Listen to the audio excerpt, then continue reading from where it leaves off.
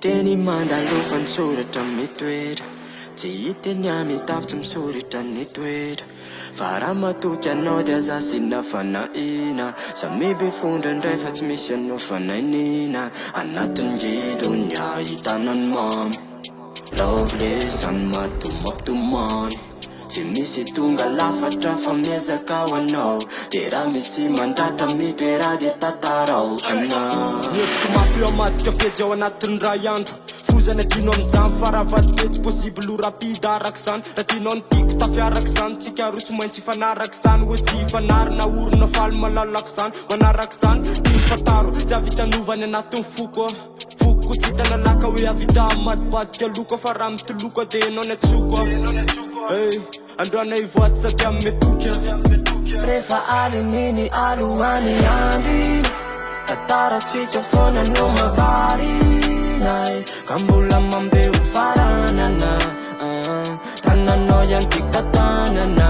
rehefa alininy alohany andry tataratsika foana no mavarinay ka mbola mambeo faranana tananao ihany tika tanana samitsy vitrany efa maratra ny anina teo fo fandrana ezaka andeha iangavy anao atanandro fa tena tu me rends fou kazo mena tsino zara matetika jalofa love you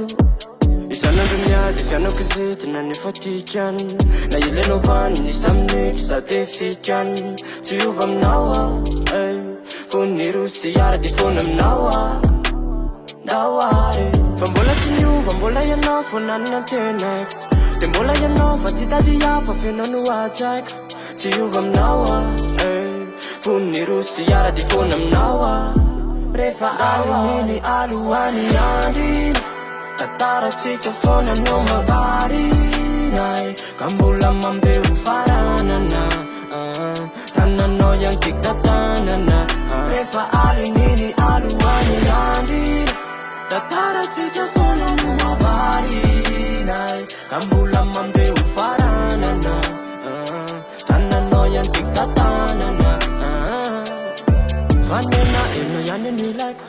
zay ataonao ailaiko adalana elako fa toboky anao no mibaiko vanena eno ihany ny ilaiko zay ataonao ailaiko adalana elako fa toboky anao no mibaiko omeko anao itoerana ny ao ampoko raha ny momba anao inerako miady isoko de azafady raindray ianao mitoloko